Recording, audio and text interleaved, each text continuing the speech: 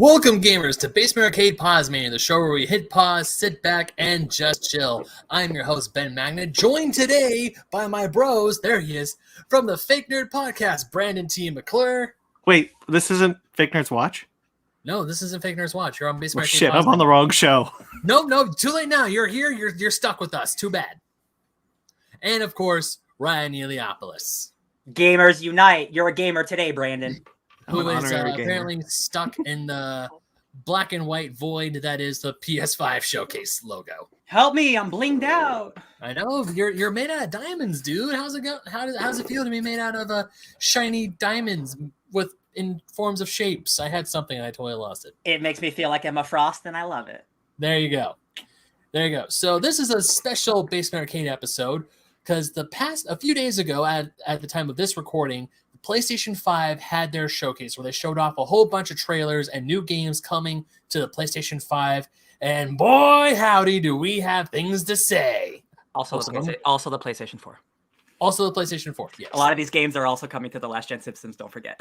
Oh, I did not know that. That's actually pretty sweet. Yeah. Awesome. So it's honestly because they still can't make enough PlayStation 5s to get everybody one. Yeah, not everyone on this panel has a PlayStation 5, so Ben, you couldn't play any of these games even if you wanted to. I could, but I'm going to be that person and be patient and wait until I myself have the PS5, because out of the 4 hosts of the Fake Nerd Podcast, I am still the sad soul who doesn't have a PlayStation 5. Yo, man, we just tried real hard. You just got to try harder. You got to really want it. Well, it's not the fact that it's the fact that my bank account decides to disagree with me on that. No, I feel that's the main issue. Not the fact that I can't find one. It's the fact that my bank account says, no. I mean, let's be real. It's also that you just can't find one. They are really hard to get right now. Yeah. I wasn't kidding. Like you gotta want it. Like Brandon Sparks and I didn't just get it willy nilly. We had to try. No, I completely agree with you. And once I actually have the funds, then I'm gonna definitely try really, really hard to get it. Well, we got a beautiful showcasing the next couple of years of what you could potentially all of us be playing. So why don't we dive right in? Let's dive right into this, because I can't wait to talk about this. I was watching this live. I was excited. Brandon called me right in the middle of it, and I was screaming at him. I was driving to Monterey where I was this weekend, and I started seeing some tweets coming to my phone about, oh, they just announced this, they just announced that, and I'm like, what's happening right now? Yeah. So I called up Ben and I was like, what's happening? He's like, PlayStation Showcase. I'm like, oh, dang, I had no idea. It's really cool because PlayStation has been somewhat absent with their really big titles, right? Like they've had games come out, but like they released a statement before Thursday's showcase saying, hey, thank you for being patient. You guys are gonna be happy with what we're gonna give you, and I think we're all pretty happy. And we're gonna talk about some really, really cool shit. A lot of stuff we knew about, a lot of stuff we didn't know about. I think it was a really good showcase. Why don't we get started? It definitely was. Yes, let's get started with the PlayStation 5 showcase. Honestly, like starting with a showstopper. Do you want to bring up his screen? Yeah, share the screen, my man. There we go. What? You're a liar, Ben. There we go. For me, starting with a showstopper. This was rumored for the last 2 years. Mm-hmm.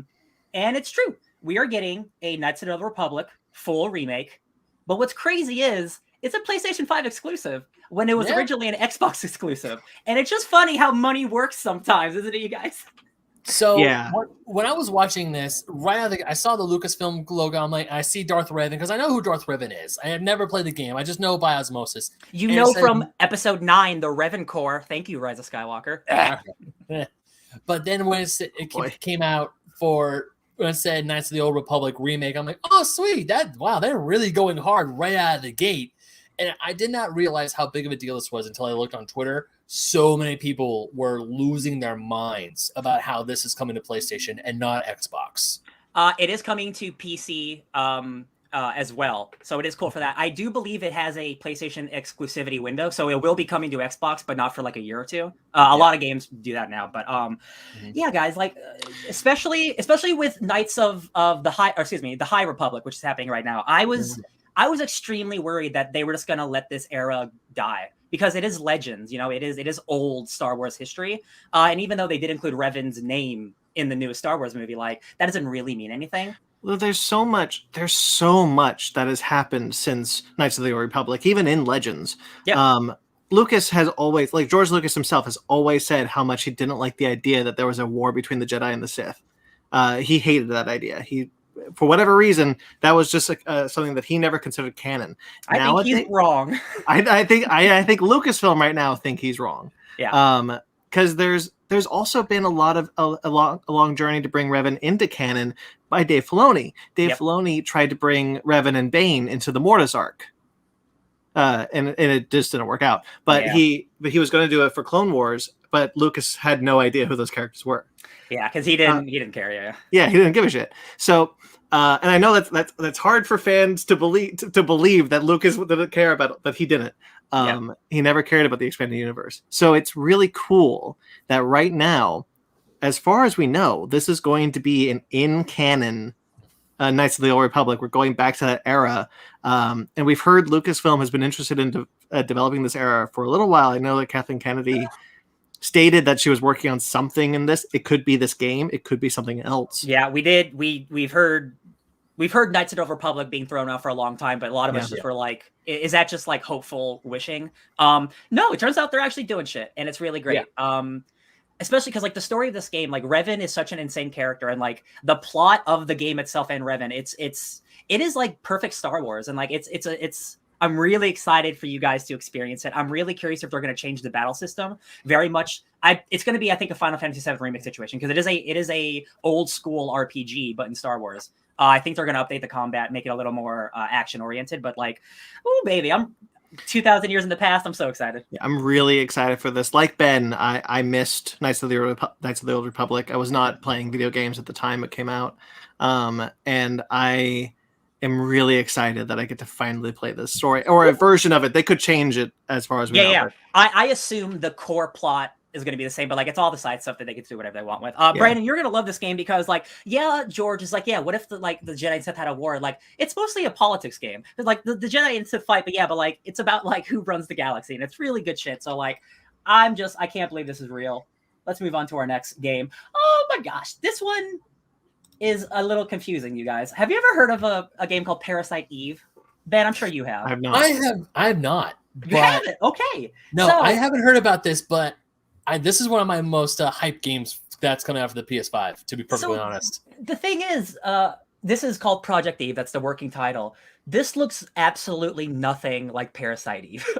Parasite Eve is a old school like Resident Evil tank controls type of game, like old Turok, like old Silent Hill game.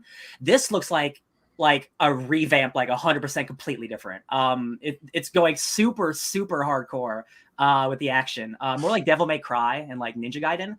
Which I'm all about. I was getting more Bayonetta vibes from this. It's all the same people. I mean, because it was Devil May Cry and Bayonetta when I was watching the combat with a little bit of Dark Souls sprinkled in.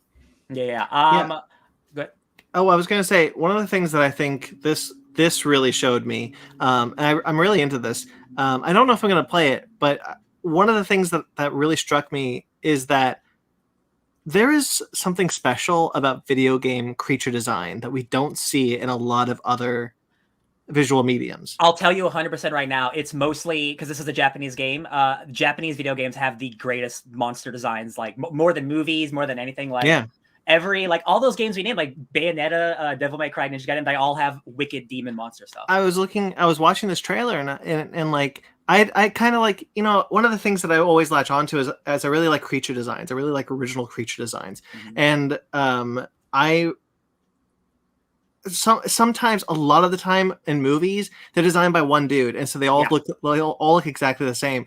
Even in comics, like, they have boundless imagination, but sometimes they leave the creatures to just kind of be in the shadows of whatever. But like video games, even though they're bound by the limits of the budget, they oftentimes will create such weird, outlandish creatures that look so unique that we've never seen before, and I think that's really cool. Yeah, this definitely gives me hard Bayonetta vibes. Brandon, you should check out Bayonetta. That's about a witch who has guns on her feet, and she fights angels and demons. And her hair is her weapon. And her hair is her clothes too. All of it, yeah. Bayonetta, I'll check it out. Bayonetta. You can get Bayonetta 2 and Bayonetta 1 on the Switch, thankfully. Mm-hmm.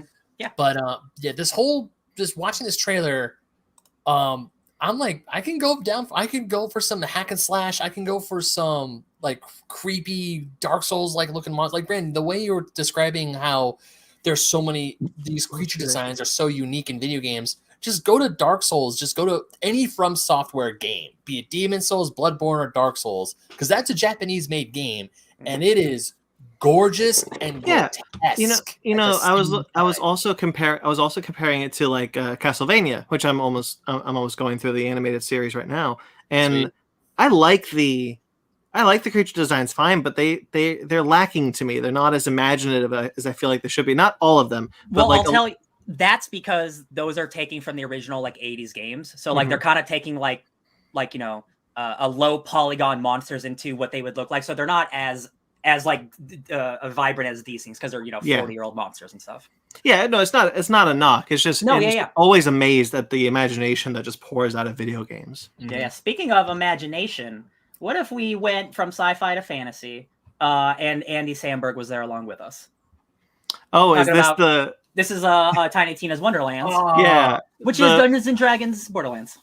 Baby Metal. They used the song. They used a song from Baby Metal. Yeah. Give me chocolate. Yeah, they used Give Me Chocolate. And I have never played a Borderlands game before.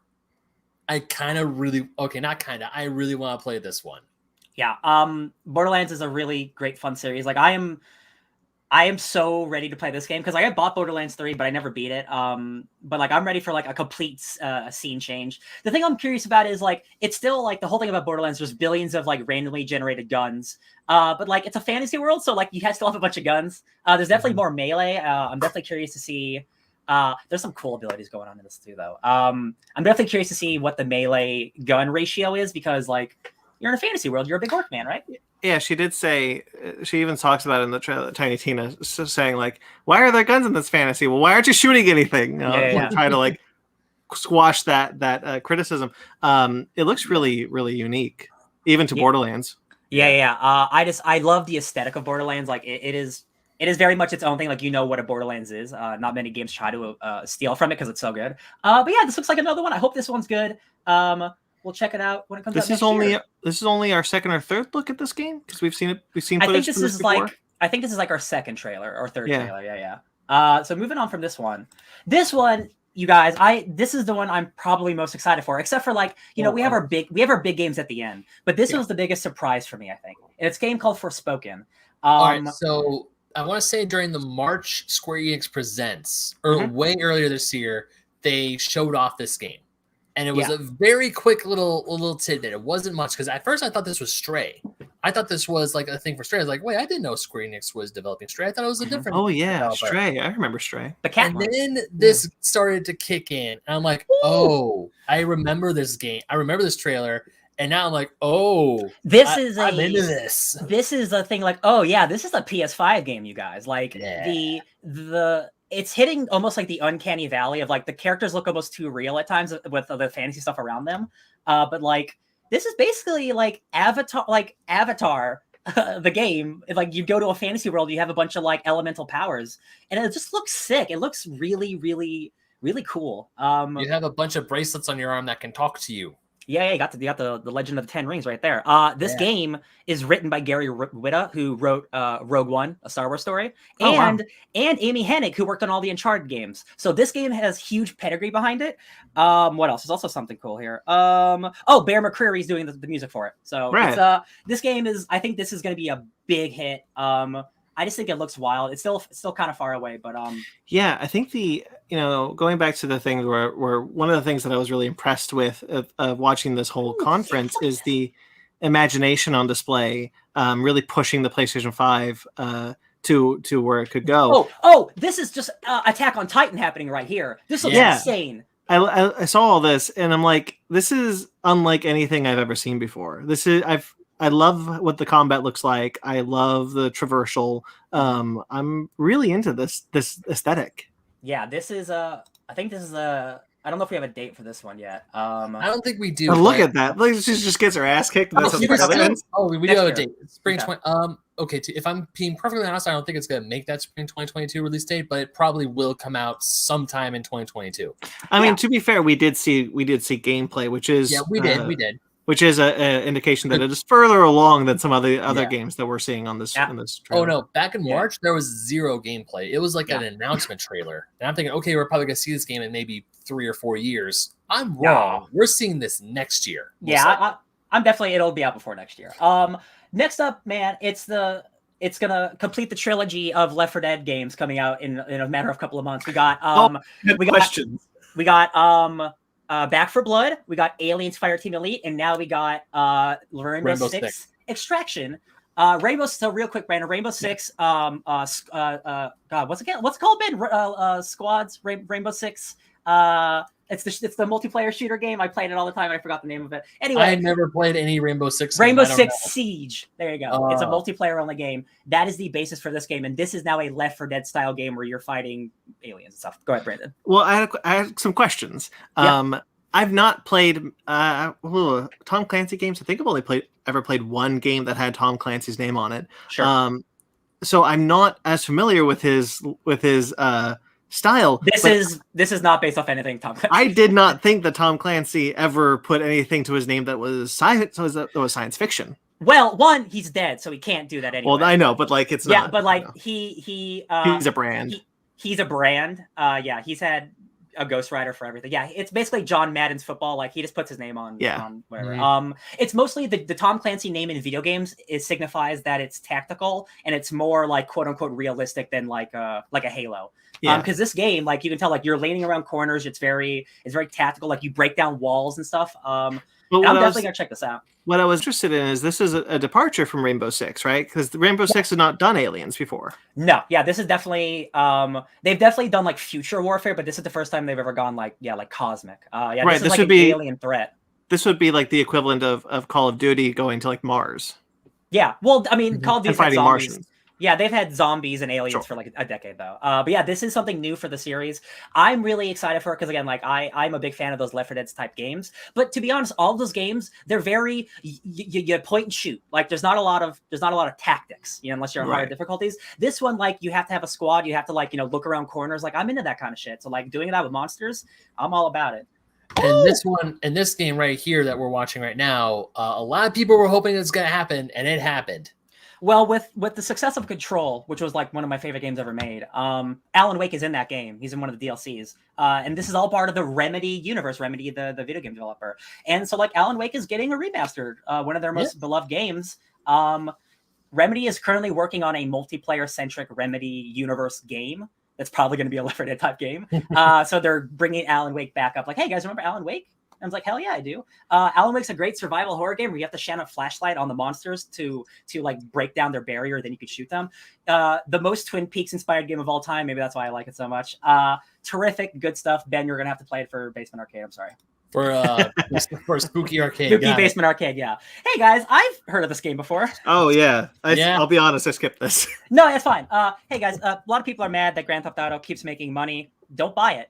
Don't complain about it. Just don't buy it. I'm excited it's coming back. GTA Online is one of the coolest things in video games. That is a world that just keeps growing and growing and growing. And that game makes like billions of dollars a year. So there's no reason not to keep it going if people are having fun, right? Don't hate just because you don't like it. I mean, but there's also like, I guess GTA 5 has been remastered for every generation of PlayStation console. Yeah. Since it first came out. This is the third generation. It's been on with this one. It's officially been on 3 PlayStations, whereas the PS2 had 3 Grand Theft Autos. You know what? I gotta say, it wouldn't do it unless they sold. So exactly, very true. I mean, because I've also seen the vitriol of people like going, "Oh my god, GTA 5 again," because people are obviously sick and tired of seeing the same thing that they've played over and over again. But you're right, Ryan. It keeps making money. People keep buying this, and they keep putting money into GTA Online.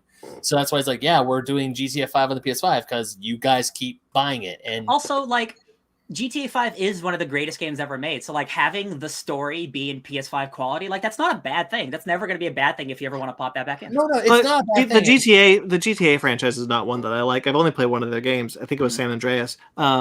But like remasters, I've never had a problem with remasters because like I would love to play anything that I've played on the PlayStation 2 on the PlayStation 5. I think that'd be great. Yeah. The first time I played GTA 5 was on the Xbox 360, and then I got it for my PS4, and it was even from 360 to PS4, it was already a jump, and it looked gorgeous. Oh yeah, and it's gonna look even more gorgeous. Speaking of gorgeous, I guess, Ghostwire Tokyo. How do you guys feel about first-person magic attacks? I want to believe in this game. I do too. It's the original guy who made Resident Evil, and he made The Evil Within. And I'm just like, I like the aesthetics of this game. I'm just not sold on the actual gameplay. Yeah, I really like the creature designs. Yeah. And I really like what's happening in it. Not crazy about the gameplay. I'm not sure. I'm trying to get to some gameplay. Yeah, I'm not sure if it's an open world game or like you're going through missions. Like I'm still unsure on like what. Although that is pretty cool doing some first person parkour. That's pretty cool. I'm just not sure like what type of game this is yet. Like, is it a narrative game or is it like a big game? Like, I just have no idea. I want to believe. I like this character right here, the man with the crying Oni mask. I think that's really cool. But at the same time, as I'm seeing some gameplay, it's like, is it a first person shooter, but it's also magic and paranormal? Yeah. Like, I feel like there's obviously something here. I'm just not seeing it. It might be a game that doesn't demo well. Like, you might have to like play it, for a long period of time to really feel the flow of it. It kind of feels like a game that would do really well in VR. Oh, hell yeah. Yeah. Yeah. It's a good idea. I mean, it could be coming to a VR. I don't think so. But I don't think it's announced yet. But also, like, developing for VR is like pretty expensive too and stuff. Yeah. Speaking of developing for expensive shit, let's talk about one of the Marvel games we're going to talk about. Yeah. Spider-Man. That one. That's not Spider-Man. This is Peter Quill having a fake heart attack. This is, I guess, the second story trailer for this game. Yes, I think this trailer is infinitely worse than the last one. Oh, good, not just me. No, yeah, I don't think this is a very good trailer. I don't think the heart attack joke works very well. I still think it looks awesome. Like, I think this game's going to be great. It's just the type of thing where, like, don't show me little snippets of it. Like, I just got to see the whole thing. We do know more about who the central antagonists are with the Church of Truth. Universal Church of Truth. Hell yeah, they're great. Yeah, I really like. Go ahead. Yeah, we saw World Mind, like the Nova Core. There's World Mind. Yeah, I think that's really look. I think the design of it is really cool. It's a lot bigger than I thought it would be when we saw World Mind. There's characters that I think are in this that we haven't seen yet. Like, we saw Cosmo in this, and I love Cosmo, so that's really cool. I'm excited for this game still. I am too. Like, it is like I people are still bummed that you're just playing as Peter Quill, and I do agree, but I do think the use of the other abilities is so vast enough that like it won't feel repetitive. It looks like the gameplay is at least fun. Yeah, and like it's at least it cinematically looks like like a Naughty Dog, like an Uncharted, like like the money's there, like the narrative seems to be there, the voice acting's pretty good. I think it's going to be a winner. Like, and I'm glad that it's just single player. Like, that's really cool. Like, as much as I like Avengers, not everything needs to be a live service thing. Yeah, I kind of would like it if you were able to switch between the characters and play as them. But I think this was a good way to kind of make it so that you could play as the characters while also having a centralized story. Yeah. Guardians definitely looked flashy, but I think I'm still gonna wait a little bit until I hear good things about it. Yeah, I'm not completely writing off Guardians of the Galaxy at all, because the game does look. Because I remember back at E3 when we saw gameplay of it. The spaceship combat. The spaceship combat. You're right. That's so cool. That looks here. If I can get back. Yeah, that I saw some spaceship combat. That looks pretty sick. Oh, I missed it. There it is. Here it comes. But the game looks like a cosmic Marvel epic, and I can't really say anything else besides that. Yeah. I wonder if they're continuing to not connect these Marvel games. So this will be yet another Marvel universe. I definitely feel that this one is going to be... I'm 100% sure this is separate from Marvel's Avengers, even though it's made by the bigger studio, Square Enix.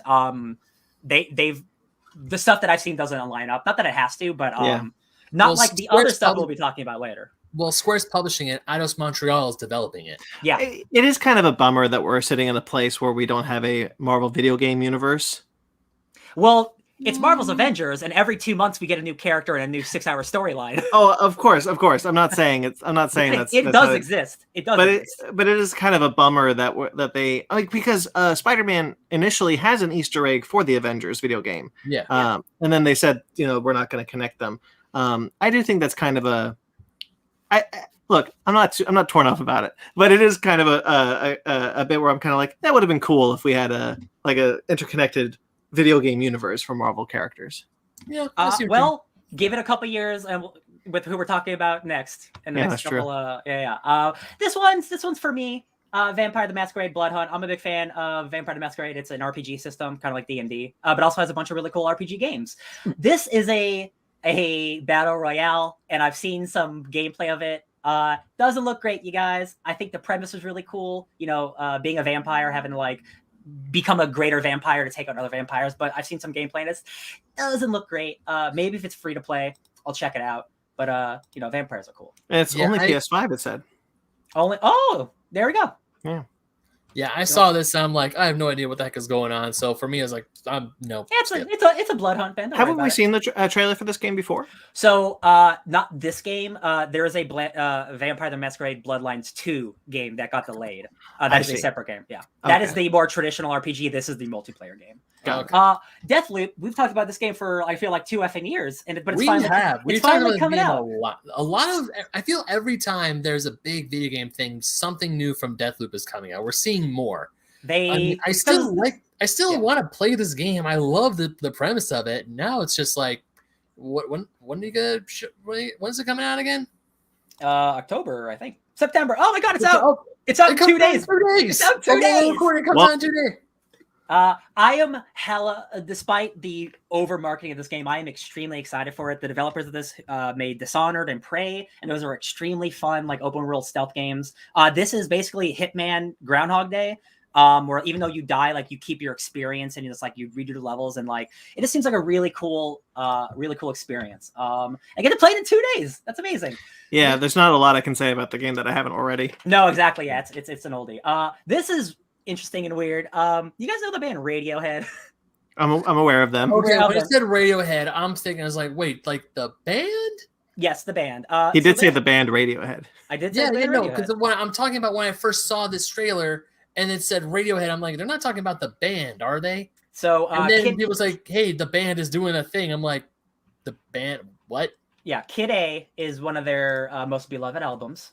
And they're doing some type of video exhibition called Kid Amnesia, like Kid Amnesia, with Epic. And like, I don't know what the hell that means, but it's coming to PS5, and I like Radiohead, so we're gonna check that out. Oh, this is my second most. I liked everything in this thing. This game was cute. Yo, so this game is called, what the hell is it called? Tchia. And it's basically Breath of the Wild, but if you got to turn into animals.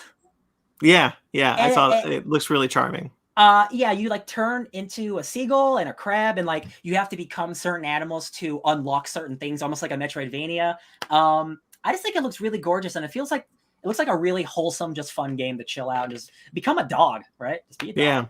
Yeah, I think one of the things that I really loved about this, about PlayStation, this PlayStation event, is that, like what you said in the beginning, thank you for your patience. We've been dealing with some stuff, but we got a lot of cool stuff to show you. And I do not think they're disappointed. And I don't think this is the first time I've seen this footage from this game.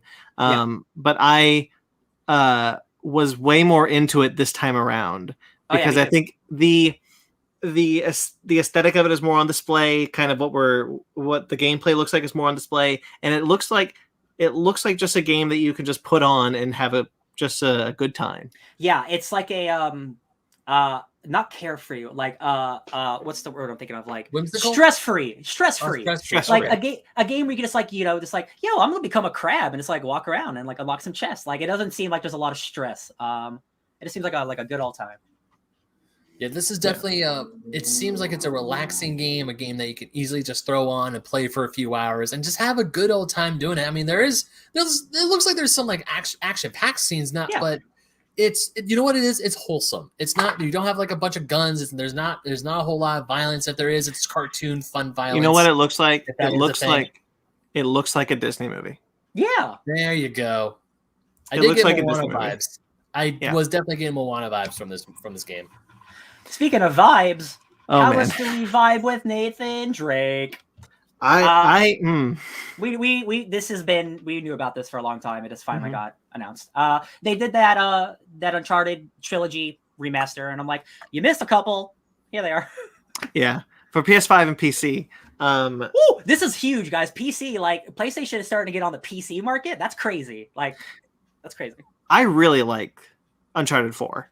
Me too. I think it's a very fun game, and a good ending to that series. I don't know if I have a desire to play it again. Did you play The Lost Legacy though? I did. Okay, then I do really like it.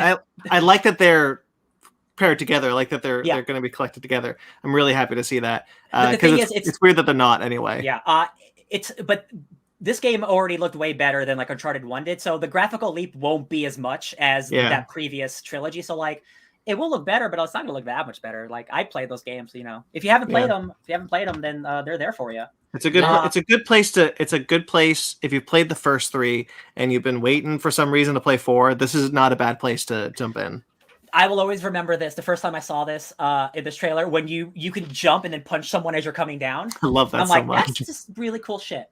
So it's funny because in the PlayStation conference, this is when they took a pause, and then then the president came out and he's like, "Hey guys, you thought that was cool? Wait for this shit." And then everything after that little pause, everything from here on forward is directly from PlayStation Studios, like studios that PlayStation either owns or has or works with. So these are the exclusive big games, the big titles that PlayStation is known for.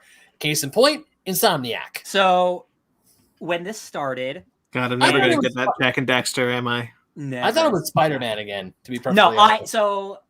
I thought it was going to be Daredevil.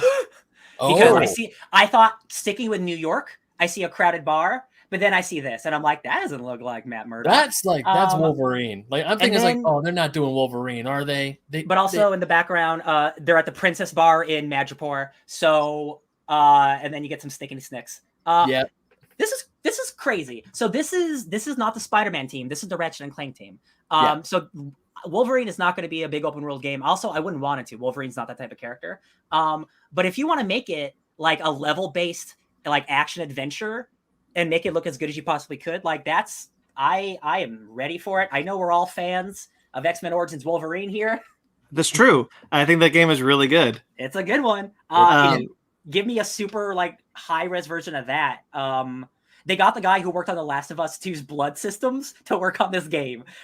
So like this, I find it hard to believe they will make a rated T Wolverine game. Like they're gonna. There's no way in hell. Yeah, I feel like they have to do it. Real quickly, Ben. There's no way in hell. There is a way in hell, and it's called the developer. Yeah, they've also made a bunch of other Wolverine games that were PG-13. So like all that would need to happen is for Sony to be like, maybe we don't do that. I don't think that's what's going to happen. I just feel that with what Wolverine is doing, especially with the comics today in today's day and age, you can't make Wolverine a T-rated game. You got to make it an M. I mean, obviously, if you don't want to have a lot of language in there, that's fine. But there's a book out there called Wolverine Red, White, and Blood. Oh yeah. For crying out! I mean, even in the current Benjamin Percy run, he's fighting Dracula and vampires. Blood's everywhere. As we have already talked about, the X-Men Origins Wolverine game is rated T for teen. And that game's incredible. It's gory as hell. So I think that I was shocked to see this announcement. If this is the only trailer, we're not seeing this for a couple of years. We are not seeing another trailer until Spider-Man 2 comes out. Yeah. I'm so stoked that Insomniac is the one doing it. I think they're killing it in the video game genre right now, and the video game medium right now. And I'm so excited that they were able to tackle another character and they chose Wolverine. I can't even imagine what this is going to look like. I think this is going to be great. It was a good announcement trailer, that's for damn sure. Yeah, Well, let's get through this one and we'll talk about the next one. This one's just a beautiful car trailer. It's Gran Turismo. Okay, yeah, Gran Turismo. All right, so I'm not a big in like racing sims. Gran Turismo, Forza, they're up there. They go straight for realism. Like this studio, this company, the guys who developed this game, they aim for realism, and it is gorgeous. It is absolutely beautiful. We're at the point where cars are looking real. Does cars look real now? And like the customization you can do is where you could make the stickers as big or as small as you want. The customization in this game looks great. And the photo mode. Yeah. You know what? Wake me up when they do when Gran Turismo is like, we're doing a Star Wars game now. Now this is pod racing. No, I'm telling you. Do you remember the Han Solo miniseries that came out from Marvel a couple years ago? Yeah. And it's a race. Mm-hmm. I'm saying that. I want to see that. I want to see a racing game with that. So skipping Gran Turismo, let's go back into the Marvels. Potentially in the same universe as Wolverine. Yes, potentially in the same universe. The big thing on Twitter after this was announced was, holy shit, guys, take a rest. Insomniac, take a break. Yeah. You did Spider-Man, you did Miles Morales, and you did Ratchet and Clank in like 3 years, like a game like every year. Like, I'm glad that it's not coming out soon. Like, it wouldn't make sense. Like, it makes 2023 sounds right. That's going to be a big ass game. Yeah. They wouldn't show both spiders in your teaser trailer unless you could play as both of them. 100%. That is so confirmed. There's no way they would do that to us. I think with the power of the PS5, especially with Gotham Knights coming out, especially with Suicide Squad coming out, like you have to compete with these other types of games. And like, here's the thing, though. I don't think they have to. I think they can make a great game otherwise. But the fact that they are 100% doing it because, as you said, they wouldn't have showed both of them fighting together in the teaser if that wasn't the case. All right, so I forgot Venom was going to be in the game, and why? Because this is part. So when alluding to earlier when we started this, when Brandon called me, it was right in the middle of Gran Turismo. Mm-hmm. It was right in the middle of Gran Turismo. They showed the Spider-Man one, and I'm like, oh my god, Venom! And then Brandon's like, dude, we knew about that. Well, right. I figured spoilers for Spider-Man 1. Yeah. Spoilers for the first Spider-Man game. The post-credit sequence or mid-credit sequence, whatever, teases that Harry Osborn is going to be Venom. And then in Miles Morales, more things happen, but you haven't played it, Ben, so we can't tell you. I haven't played Miles Morales yet. So what's really exciting is that we get, first off, Tony Todd. Great Venom. Great choice for Venom. Exceptional choice. Yeah, I love Tony Todd. He's a great voice. Sorry, Ben, were you going to say something? Who do you think is the guy narrating? Because It's Craven. Okay, cool. Because I was about to say, who else is a Russian hunter who's like, oh, he's gonna do the one thing I can't. Like, it's Craven. Well, I was just thinking, I was like, that sounds a lot like Craven the Hunter. I'm thinking this is also a game that is going to have multiple villains. Every Spider-Man game does, so it's not a surprise. I think we're getting Craven. Obviously, we're getting Venom. I think potentially Green Goblin in this one. I wonder if, because we just saw Norman in Spider-Man, I wonder if he will be the ultimate threat in 3. Oh, maybe. Yeah, like we're leading up to him. Yeah. Yeah, I think Venom and Craven are too big to also have a third in there. Because like I'd want the Goblin to have enough screen time on his own. I don't want like an Amazing Spider-Man 2 situation to happen. Sure. So like I absolutely see them building up to Osborn's supremacy. Like, and 3 is like, oh shit. And there is clearly a story that they are building towards. If you play those first 2 games, Miles Morales and Spider-Man, like there was a story that Insomniac had when they developed the first game, and they said we're building to something.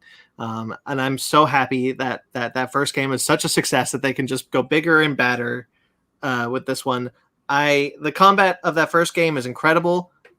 Jumping to the PS5 now, I think this is confirmed to be exclusive to the PS5. Mm-hmm. So getting to play with that new technology, that haptic controller, could be a lot of fun with swinging. I'm just saying. Oh, yeah, swinging was already great in the swinging was already fun to do in the original Spider-Man game, and to have the haptic controller with the swinging in this one, ooh! I've played both Spider-Man and Spider-Man Miles Morales on my PS5, and I can confirm it's great.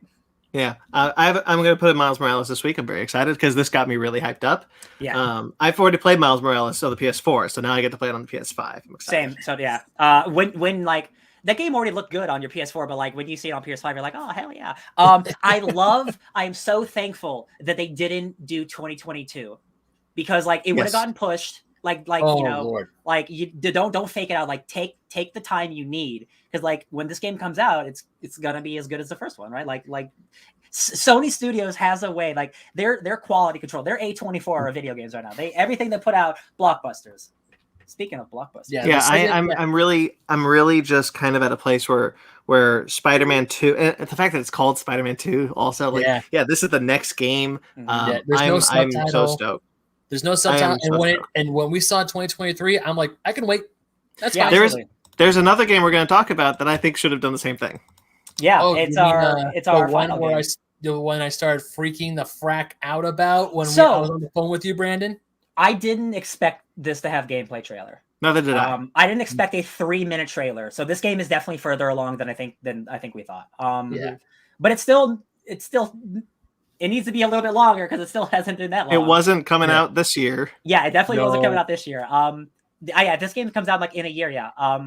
So for the audio listeners, we're talking about God of War. The fidelity, like it's like the best looking game ever made, right? Like, I mean, Kratos looks like it's almost looking like a real dude at this point. It's crazy. I love that first God of War game. Well, it's the fourth God of War game, I guess. So going into this one, I am a little concerned. Only in the sense that I think that I'm sure they've been working on this far longer than we think, especially because we get to see gameplay footage in this trailer, and it's only really our second look. Technically, our first. Because I think it's our real first look. Right, because the first time we heard about this game was just like, hey, it's coming. Yeah. No, it was all we heard about it was just some dialogue and then Ragnarok, and that was it. Whereas this time we actually get to see what Atreus looks like. We get to see Kratos, to see the rest of the world. Man, this looks too good. Are you kidding me? That looks so good. Get out of here. Looks gorgeous. It looks so damn good. Like, this is more than I would have been fine with just a minute, but the fact we had 3 minutes of footage, and it's like, this is nuts. We get the twins back. Bro, seeing all your favorite characters are back. And some new ones with octopi. Yep. We get to see a bit about what Freya is doing. Oh my god! You have the Blades of Chaos at the get go. You don't have to. You can use it for parkour too. Yeah. Yeah. I'm glad they kept the axe mechanics. I think that was one of the most fun and revitalizing moments of that first game. Oh, emotionally just incredible. Oh yeah. Yeah, I'm so stoked for this. I do have some worries though, as I said, like, you know, where this is Ragnarok, and they've said it's the final of the Norse saga, and I'm like, so this has got to be big, right? We're looking at a big game.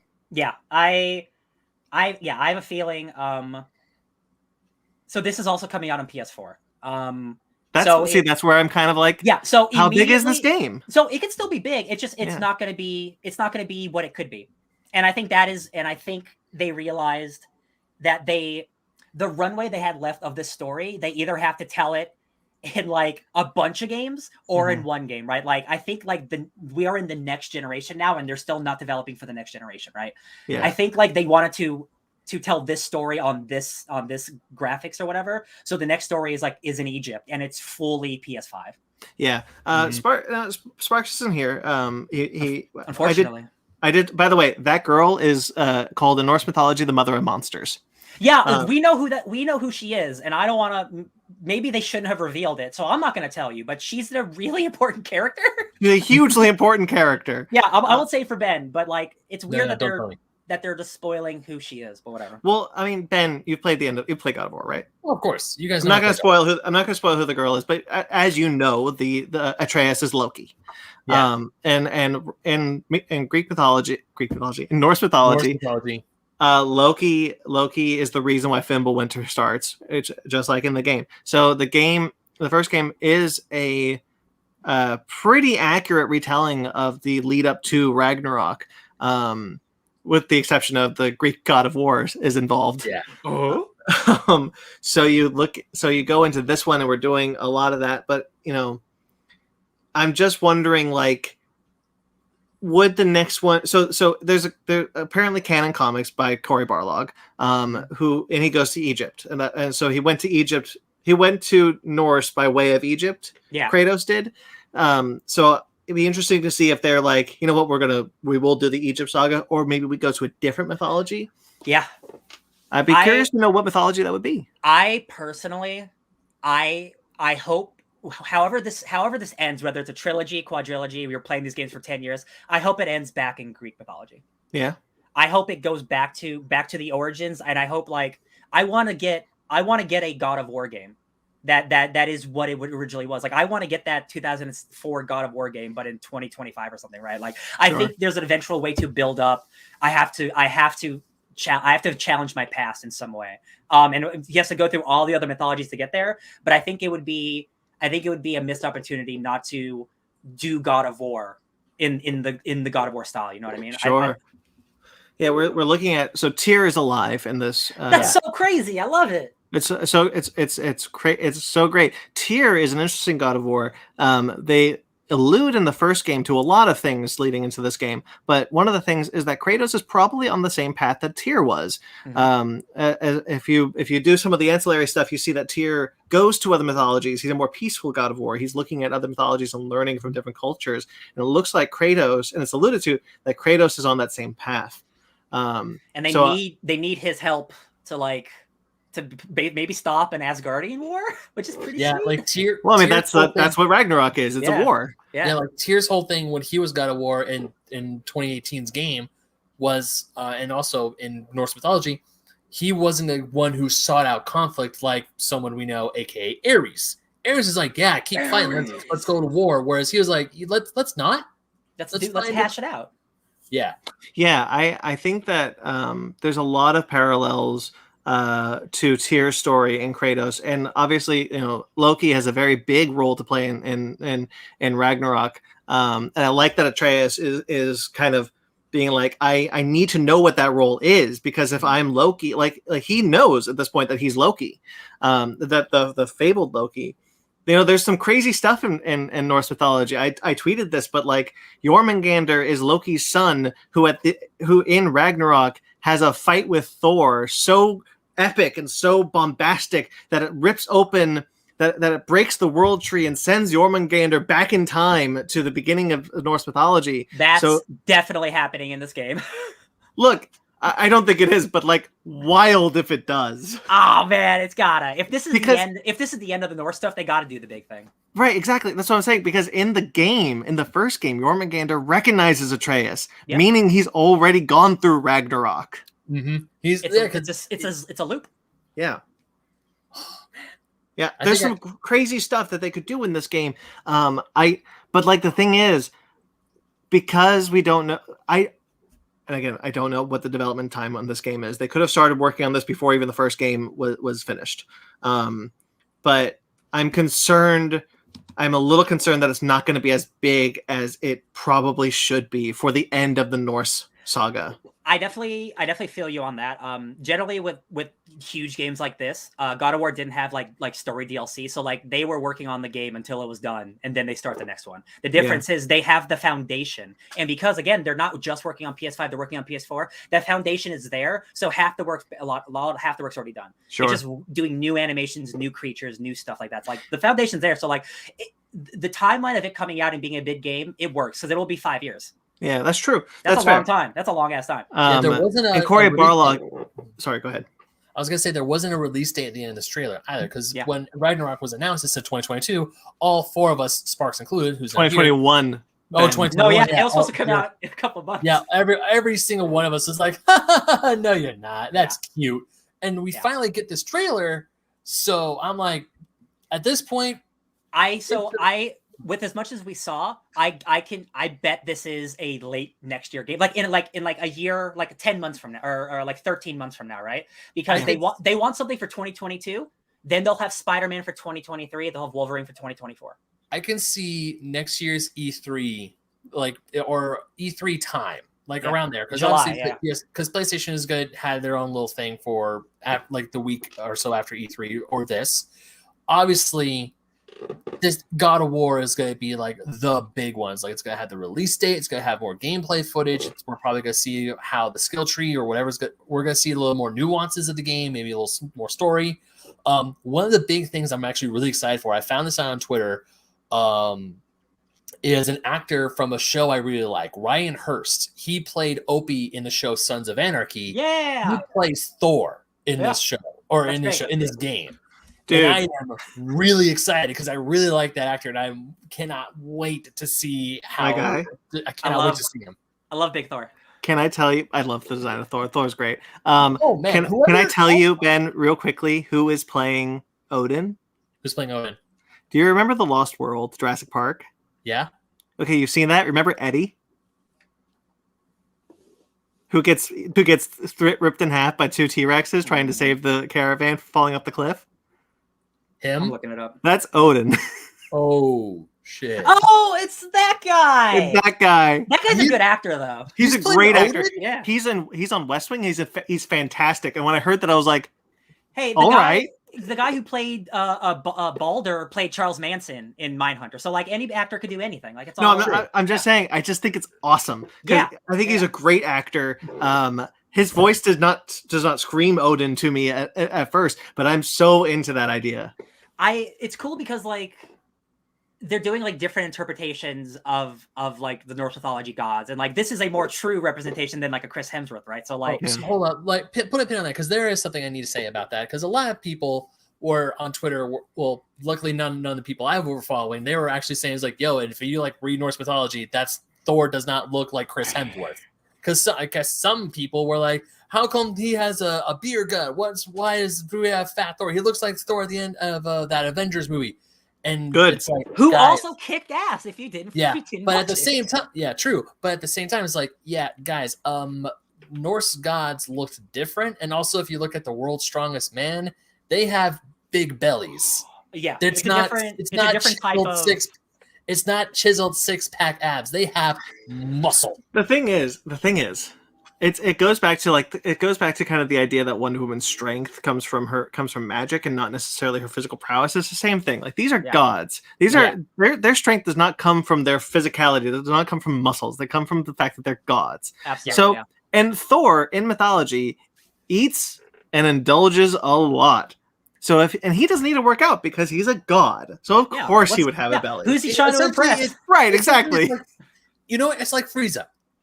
It's like when Frieza said, he's like, hey, I don't need to train because I'm just magically super good at fighting. He only attains his gold form when he actually Frieza's not magically good at fighting. Frieza is just inherently a good fighter. Well, okay. You know what I meant. I do, but it's a bad example. Anyway, God of War, it's probably going to be holiday next year. Yeah, I agree. And I think one of the things that we found out this week, there's been a lot of like news about what God of War is going to be like. One of the things is that they had story DLC. They were working on story DLC for God of War that they abandoned in favor of doing this game.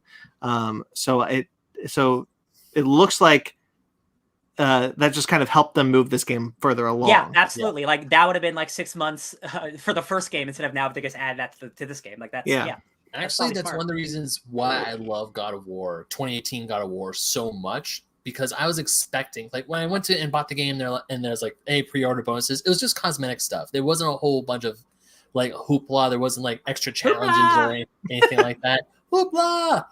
But it was a full complete. I was just waiting for the announcement. It's like God of War DLC never came, and I'm like, oh, we got the full complete story that we needed.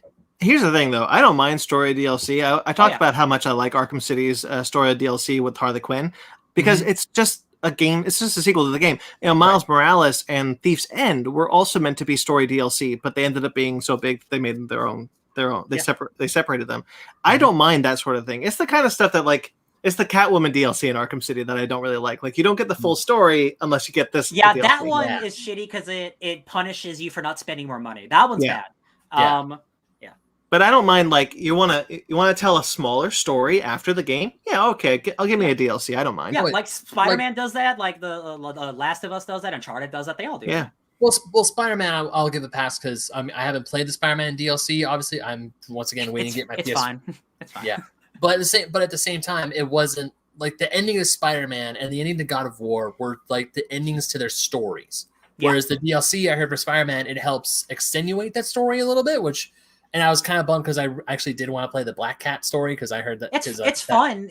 It's fun. It's just after you beat Spider-Man, you do all that shit. It's like, oh, I'm just collecting Black Cat dolls now, I guess. Like it doesn't feel like the impact. Like, why am I doing this after I just beat like the Green Goblin or whatever? It feels like the Black Cat stuff was like, well, we don't really have a place for this in Spider-Man 2. Let's just do this here. Okay. Yeah, but with God of War, that just being its own entity, it's like how can you improve upon that? How can you add more stuff to it? You make a sequel. Make a sequel. There you go. I'm kind of bummed they didn't call it God of War 5, just to mess with us. Well, technically, Brandon, you're missing 3 PSP and PS Vita games, so there's technically. But they said God of War. God of War is God of War 4. They've said that. I know they should just respect that the other companies make other games too. Those games are good. Let's see. We got. By the way, speaking of remaster, though, real quickly, I'd love to see a remaster of those first 3 games. Yeah. Well, no, 3 does have a remaster. Yeah. No, but like for the PS5. Oh yeah, well that's like God of War 1, 2, and 3 on the PS5. Yeah, that could work. See, I in Metal Gear Solid 4: Guns of the Patriots, there is a scene where you go back to the island of Metal Gear Solid 1 and you replay that game, but in Metal Gear Solid 4's engine. And so that's what I'm kind of talking about with God of War. Like, I want them to do like, I don't know if I want Kratos to go back to being the asshole that he was, but it would just be really cool to him to be like, he's back in Greece going, I'm effing shit up. Like, I just like, it'd be nice to revisit that. Maybe you could also go ahead, man. Maybe him okay, Ryan, you said earlier about Kratos going back to confront the sins of his past. Something like that. Maybe go back to like a nearly destroyed Greece and whatever gods are left see him and he has to fight for his life. Again, they're like, we've been training to kick your ass whenever you came back, Kratos. Welcome. Well, the idea of the Greek gods haunting Kratos is a prevalent theme within God of War, not the first God of War, but within the last God of War game. Yeah. Zeus speaks to him in hell, and Athena appears to him when he gets the Chaos Blades. Mm-hmm. So you could theoretically interpret both of those as those gods are somewhere within this realm or within his mind or whatever, and you could go back in any sort of ways, be it flashback, be it mind trap, be it hell, to revisit those characters and kind of revisit those God of War games. Yeah, because I know there's like an entire generation of people who got this God of War is their first God of War, and it would just be cool to have like, oh yeah, like remember all the shit you did, Kratos? Like it's actually coming back to haunt you now. Yeah. Yeah. I love seeing all the characters we grew to love. Mimir. I'm so excited to hear more Mimir stories. Me too. Just I want to hear more of his tales. Freya obviously looks pissed. Oh man, that's gonna be a good fight. Valkyries are coming back in style. Oh yeah. Oh yeah. Oh man. Is it weird that I'm looking for it? Okay, so obviously the Valkyries were amazing boss fights in the first game. I didn't beat them all. I couldn't. I don't know if they're going to bring the Valkyrie fights back, but I kind of hope they find a way to bring the Valkyrie fights back because I really love the Valkyrie. The cast list has multiple Valkyries like on. Beating the Queen of the what was the name of the Queen of the Valkyries, Brandon? Do you remember? Couldn't do it. Freya. No, the other one. The one that wipes the floor with you. I remember. I don't remember her name. I remember her. I don't remember her name either, but just finally beating her was proud of you. It was it was kind of like when you beat that really hard boss in Dark Souls. It was like, yes, I have conquered this challenge. It's an optional boss, but it is the hardest boss in the game. Like that is. Oh no, I won. I didn't need that achievement that bad. I did it. I'm proud. I wanted to do it. The Niflheim boss fight was the one that bugged me the most because you had to deal with the poison gas. The combat challenge is that the combat challenge one or the other one? No, that's Muspelheim. Oh, okay. I wasn't a huge fan of either. All right, to get to Muspelheim pissed me off, especially the challenges where it's like take no damage. I'm like, oh hell no, get out of here. Yeah, I love combat challenges, but that's too hard. No, luckily the Muspelheim and the Niflheim Valkyries, thankfully I was able to beat them on Muspelheim was my first try. Niflheim I had to do twice because I ran out of time. Or Niflheim you got to get to fast. Yeah. But other than that, I love those boss fights. I love the challenge of the Valkyries, and I really want them to bring it back. I don't know if I want them to bring it back, but you know what I would like to do? What would like to go back to? I wonder what realms we're going to see in this game. Ooh. If we're going to revisit some we've already seen, obviously there's got to be new ones. Yeah, Maybe there's definitely got to be Svartalfheim? new ones. Yeah, Maybe we'll go to the realm of the dwarfs. That'd be cool. Yeah, because it was cool because like in the tower where you go to different realms, like all of them are there and you could see them. You just can't go to them. So like, Yeah. I'm curious how. I wonder if they're gonna repurpose the same environment, like the whatever the place is, The Lake or, of like, Nine. the lake. I wonder if they're gonna repurpose that. maybe. Because that would definitely cut the production time in half, but also Yeah. that's just reusing the exact same level, and that's kind of lame. Yeah, Although- we're gonna see more of. I think we'll probably see Vanaheim, which is where Freya's from. Yeah, Probably have that. I wanna wouldn't be shocked say- if Asgard, because we see Asgardians like I think we'll see. teleporting in. I think Asgard is the final boss level. I was gonna say either Asgard is the final fight or Valhalla is the final fight, because we learned in the first game that Odin closed off Valhalla, so none of the souls who died in battle, who should be in Valhalla, Ooh, they're stuck in hell. No, that's true. Spicy. That's spicy. That's true. So But, maybe Kratos is able to open up Valhalla, so all the souls worthy to go to Valhalla go to Ghost Valhalla. Army, and he's a But Ghost to me- Army. But Valhalla is not really a realm, though. It's their afterlife. But all the souls were stuck in hell. And we'll see it. We didn't see in the last game Svartalfheim and Vanaheim and Asgard. I think one more, but I don't remember. I think those realms are gonna be open to us in this game. I'm sure, like, and if we do need to visit another realm, it'll look way better because it's a new system. But also, like, what if it's like it's in war, so it's all devastated and it looks completely different or something? Yeah. Man. Like, God of War is real cool, and I'm glad. This definitely got me Jones, and I'm like, yeah, a year's a long way, but like, I'd rather it be good than bad. Me too. No, I mean, I've been wanting PS5 for a while. This makes me want to save up for a PS5 even more. Just watching this showcase and all the games that are coming out, the ones that are coming soon, the ones that are coming out in the years to come. I'm super stoked. The ones I'm super excited for are Project Eve, obviously God of War, and Spider-Man 2. Those games are just like the day one. Once I have my PS5 ready to go, instant buys.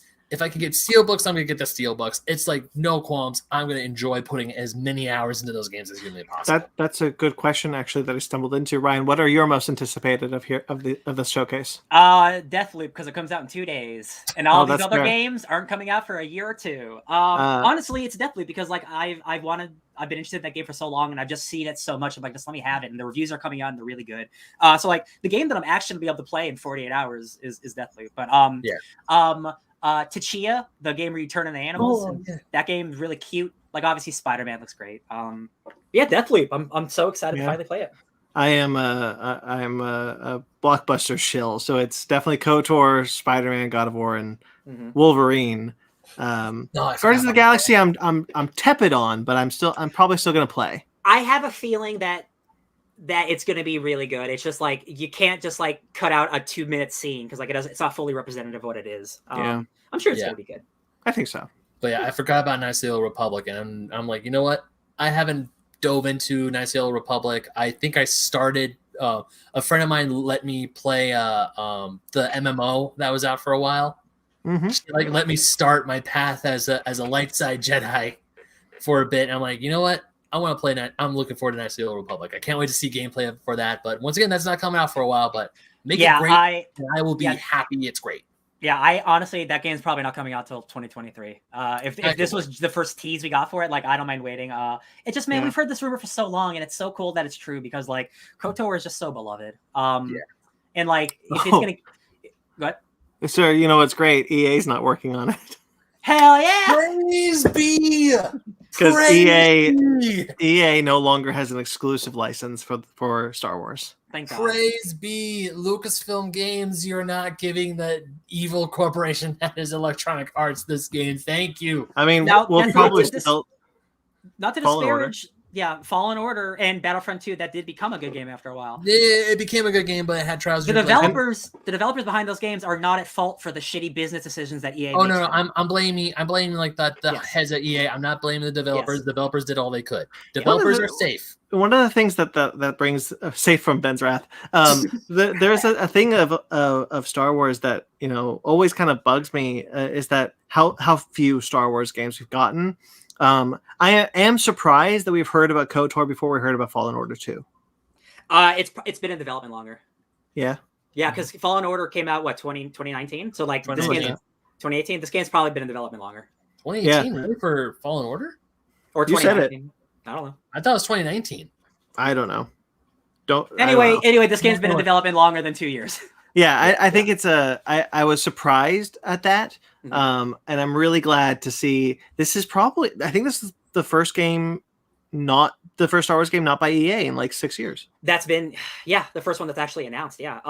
We do know that there are other studios working on games. It's just this was the first one that I think they felt was this is the closest one that's furthest along. Like I think Fallen Order 2 is absolutely worked on, but like I just think it's too early to show anything because again, you don't want to do the thing where we're going to show you something and then it's not available for 5 years. Yeah, like that's why the Wolverine's like, here's a teaser. We'll see you in 2 years, baby. Like that's how you do it. Anyway. I'm really excited for a lot of these games. I'm glad I got to talk video games with you guys. Hell yeah. I was going to say, Brandon, is this the first time you actually been on a proper pause menu episode besides like the 0.5 and 0.8 ones that we did with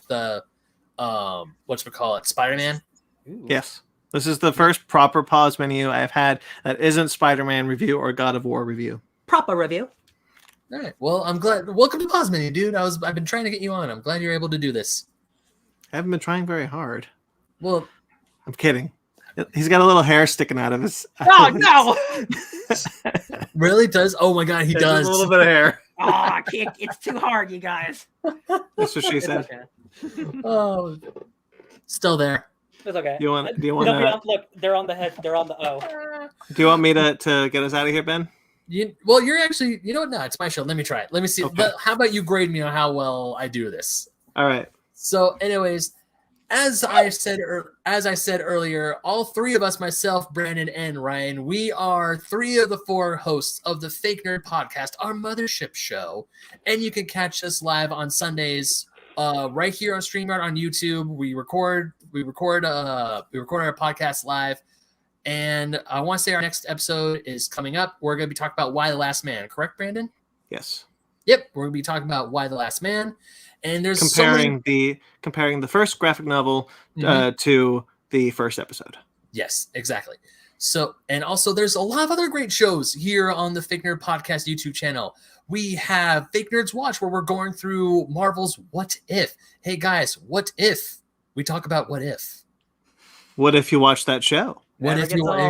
There you go. What if you watch that show? We also have the Fake Nerds Book Club, which is on hiatus at the moment, but we will be back soon. We're going to be doing Gotham Academy when that finally comes back. And also, what else do we have? Audio-wise, Brandon has a great show called Conversation. You should totally check out that show. That's on our audio feed. So please give Brandon the love. It's a really good show. And I'm not just saying that because I was on it either. It really is a good show. I highly enjoy that. You can find me on the internet at BenMagnet27 on both Instagram and Twitter. Brandon, where can people find you on the internet? You can find me giving Ben an F on this outro at PT McClure on Instagram and Twitter. You suck. Ryan? You can find me getting rebuilt on Neon Genesis Evangelion at DJ Tony Snark. So, Ben, do you want me to do the stuff that you forgot? No, I was going to do the show stuff right now. Oh, I thought you just did. No, we're our show socials. You can follow the Fake Nerd Podcast on Instagram and Twitter at Fake Nerd Podcast, just like one word. You can email us personally at FakeNerdGuys@gmail.com. Also, we have a website, FakeNerdPodcast.com, where we have links to our Patreon, our shows, our blogs, Brandon's blog, my blog. We have stuff there. My latest one is a book review on the book in beta. That was a mouthful. You got it. You got the right. I'll give you a D- now because you did the socials. You forgot Animation Station.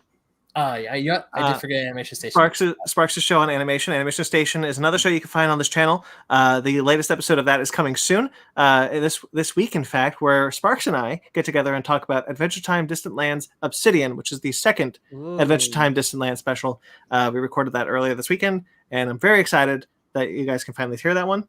Hey guys, who am I right now? Gendo. Yeah, you got it, Ben. Oh, I was off. It's not very hard, Brian. You also didn't mention Basement Arcade Proper.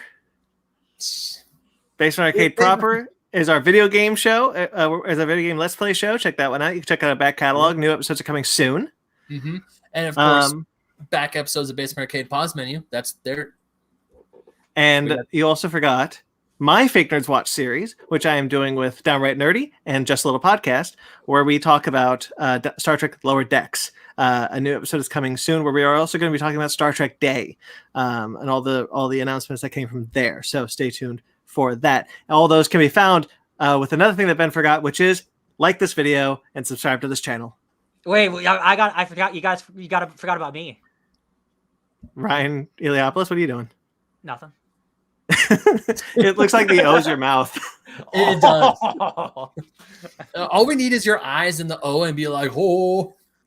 I wonder if you can do it. It's hard. Yeah, I don't think you can do it. Yes. Yeah. So, as Brandon said, like this video, subscribe to this channel, rate and review wherever you get us, and until next time, unpause.